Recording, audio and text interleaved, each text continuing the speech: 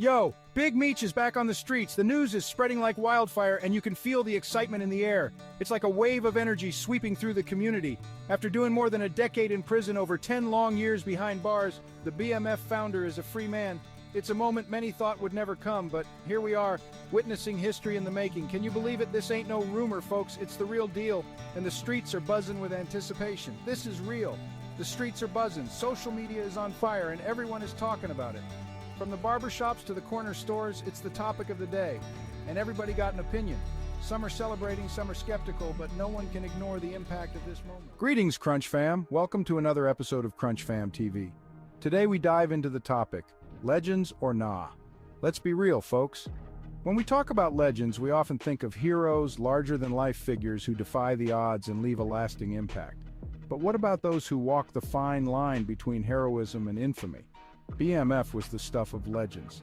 The Black Mafia family wasn't just a name, it was a brand, a symbol of power and influence in the urban landscape.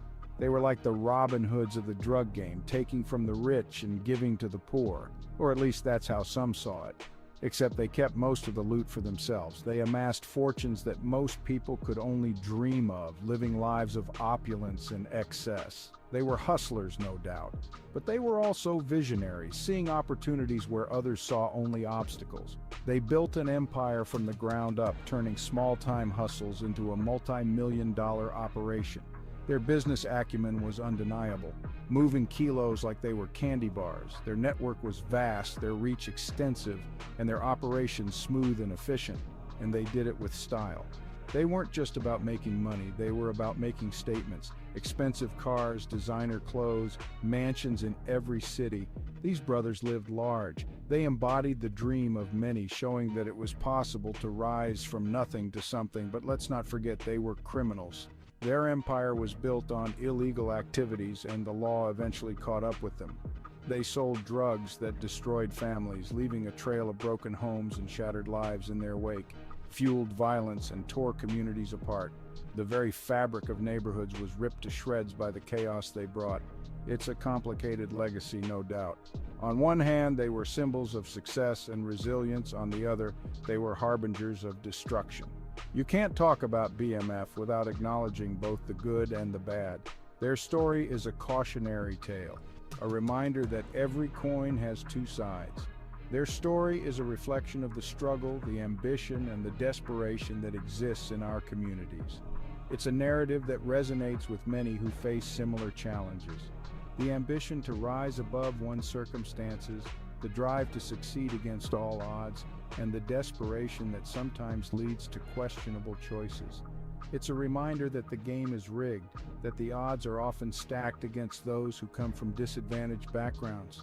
And sometimes you gotta play dirty just to survive. It's a harsh reality, but one that many know all too well.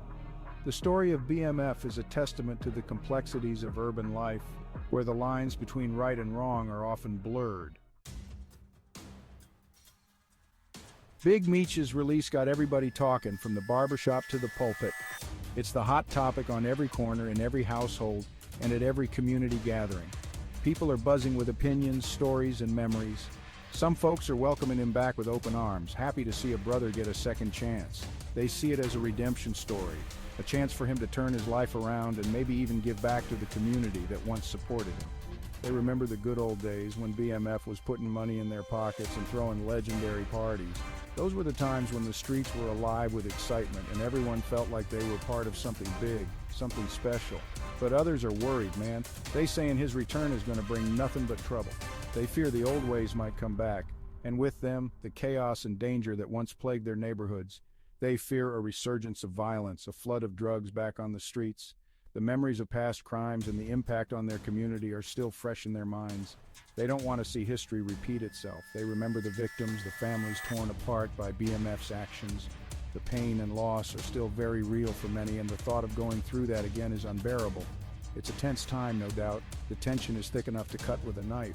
Conversations are heated and opinions are divided. Some see hope, while others see only the potential for more heartache. Everybody's waiting to see which way the wind gonna blow.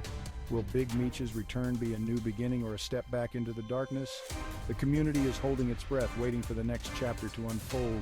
The streets are alive with anticipation, and only time will tell what the future holds. Now, I know what some of you are thinking. Charlemagne, you tripping. This dude's a convicted drug dealer. What good can he possibly do? And yeah, I hear you. But I also believe in second chances, in redemption. Big Meech ain't no fool. He's seen the error of his ways, he's done his time, and he's spoken about wanting to use his platform to give back to the community, to steer young people away from the streets. Is it possible? Can a former Kingpin become a kingmaker? Can he inspire change instead of chaos? Only time will tell. Section 5, the system is still crooked. Let's be clear, folks. While Big Meech was busy building his empire, the system was busy locking up black and brown people for minor drug offenses. The war on drugs has always been a war on our communities, a tool to keep us down. Big Meech's story exposes the hypocrisy of it all. He got rich off the same system that's incarcerating our people at alarming rates.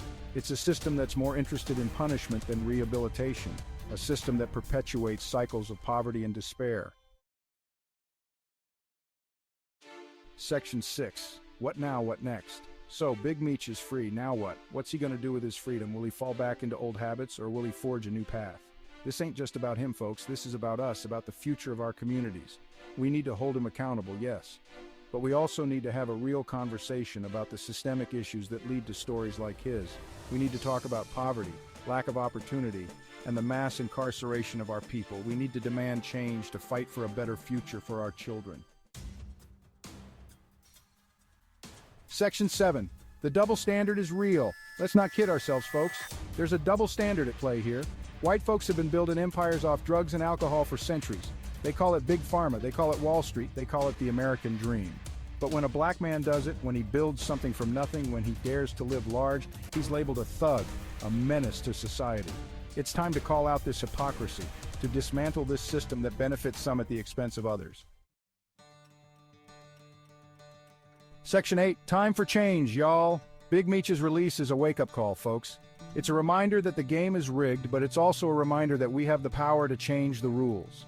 We need to invest in our communities, create opportunities for our youth, and demand justice for all.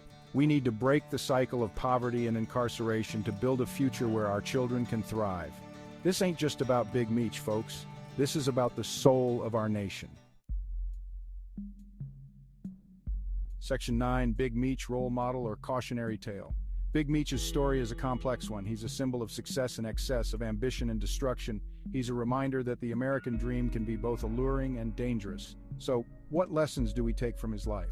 Do we glorify his criminal past? Or do we focus on his potential for redemption? Do we see him as a role model or a cautionary tale? The answer, my friends, is complicated. It's up to each of us to decide what we believe, to choose the path we want to walk. Section 10, the future is unwritten. Big Meech is back, but the story ain't over yet. This is a new chapter, not just for him, but for all of us. The future is unwritten, folks. It's up to us to create the world we want to see, a world where justice prevails, where opportunity abounds, and where all our children have the chance to reach their full potential. Let's make it happen, y'all. Let's turn this thing around. Let's build a future we can be proud of. Section 11, let's get this money legally. Look, I know the streets are tempting. I know it's easy to get caught up in the game, to get seduced by the allure of fast money. But trust me, folks, there's a better way. Let's get this money, y'all, but let's do it the right way. Let's invest in our education, start our own businesses, and build generational wealth.